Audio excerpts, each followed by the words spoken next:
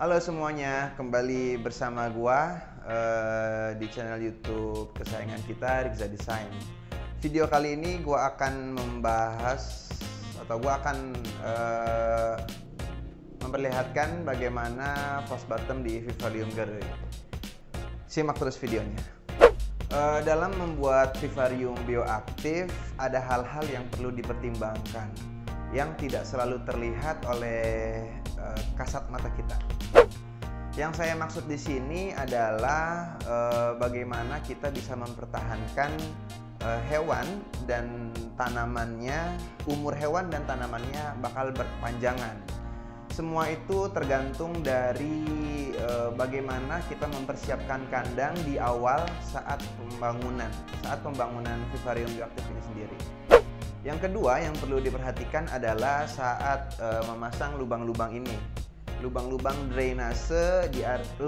di area drainase ini memungkinkan untuk memberikan kesehatan pada enclosure kita dan membuat level tinggi air serta tingkat kelembaban itu sendiri.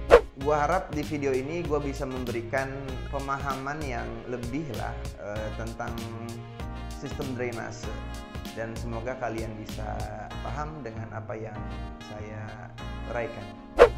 Tujuan basic lah ya, tujuan basic dari false bottom itu sendiri kita harus sepakat. False bottom ini penting atau perlu untuk di vivarium bioaktif khususnya. Kembali ke tujuan itu sendiri adanya false bottom agar pemisah atau penghalang antara substrat hewan, tumbuhan, dan genangan air nantinya. Itu tujuan basic dari false bottom. Selain dapat memisahkan antara substrat dan genangan air tadi, tujuan dari false bottom itu sendiri adalah sebagai tempat untuk penampungan air yang berlebih ketika substrat sudah tidak bisa menampung air lagi. Dan selain itu, ketika air yang di bawah ini sudah menumpuk, dia akan mempertahankan kelembaban ketika dia menguap ke bagian atas. Nantinya dia bakal mempertahankan kelembaban yang ada di sini. Jadi dari semua penjelasan yang tadi saya sudah jabarkan, bisa disimpulkan false bottom itu sendiri apa sih? False bottom itu sendiri adalah lapisan yang disediakan untuk akumulasi kelebihan air di vivarium yang lembab dan basah. Seperti biasa yang kita tahu, ada berbagai macam atau banyak metode dan media yang bisa gunakan untuk membuat false bottom. Di video saya di YouTube saya sebelumnya juga saya sudah share bagaimana cara membuat false bottom dengan metode-metode itulah. Ketika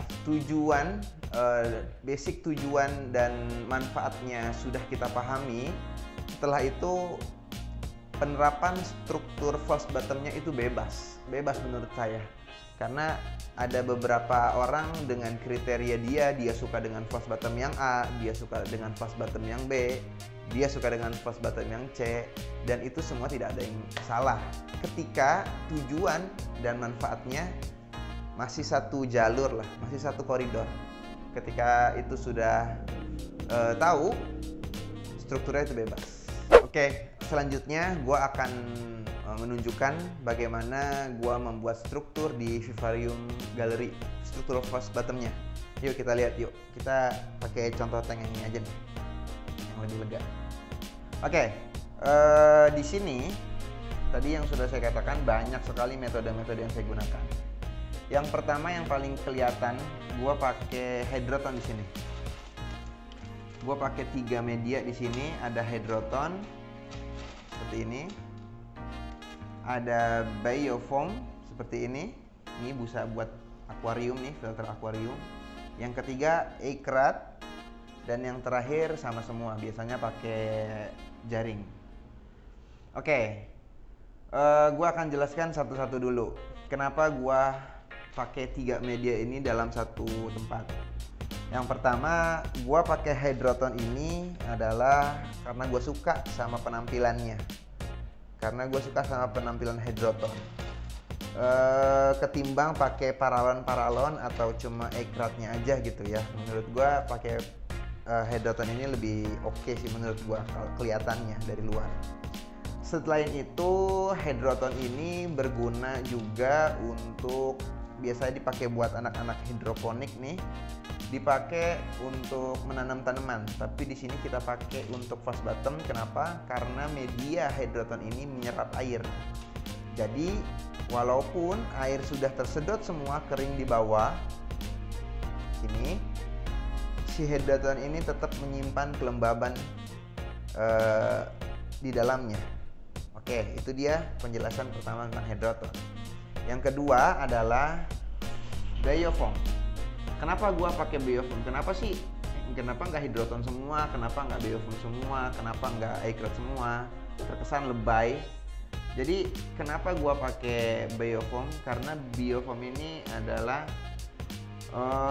untuk memberikan space kosong yang tidak terisi dengan Hydroton. Kalau gua pakai Hydroton semua juga kayaknya terlalu banyak, terlalu mahal ya. Agak terlalu ribet lah, karena di sini lu bisa lihat kalau lu korek-korek sedikit. Kalau gua korek-korek sedikit, di sini dalamnya Biofoam juga. Jadi nggak full semua gua pakai Hydroton. Di sini juga ada Biofoam. Jadi Biofoam ini memberikan space kosong-kosong, jadi kelihatannya aja penuh kayak Hydroton, padahal di dalam sini ada Biofoam. Dan terakhir adalah Ecrat. Kalau kita pakai lubang drainage model kayak gini, modelnya gue tunjukin ya, pasti kita pakai Ecrat. Gunanya buat apa? Agar saat penyedotan selang bisa leluasa masuk. Nih, gue tunjukin. Ketika selang masuk, ke sini dia arahnya, ke dalam Ecrat yang tadi. Oke, kalau nggak pakai ini, lu bakal susah banget buat nyedotnya. Karena kalau lu nyedot di bagian Hydroton ini pasti mampet sama substratnya. Dan terakhir semua mesti menggunakan jaring. Kalau gua pakainya jaringnya jaring fiberglass yang pakai biasa buat jaring-jaring jendela lah, sama semua. Oke, tapi kalau mau pakai jaring yang dari merek-merek gitu tertentu ya lebih bagus, lebih rapi. Tapi kalau gua sih cukup dengan ini. Itu dia struktur Ecrat, penjelasan struktur Ecrat yang ada di Vivarium Gallery. Dan semua 4 tank ini berlaku sama, semuanya sama strukturnya. Jadi kenapa gua pakai media-media ini? Karena gue punya alasannya. Jadi bukan berarti gua pakai ini ya nggak tahu alasannya. Gue punya alasannya, dan selama itu tujuan dan arah dari frost bottom itu sudah tahu, ya bebas aja. Oke, kita di akhir video. Saya berharap semoga setelah menonton video ini kalian bisa dapat memahami lebih tentang frost bottom. Lalu lubang ini tadi sudah saya katakan tujuannya untuk mengeluarkan air yang ada di dalam sini. Jika kalian mempunyai pertanyaan tentang frost bottom atau lainnya, atau sekedar sharing-sharing, kita diskusi, bisa follow di IG kita Rigza Design. Terima kasih.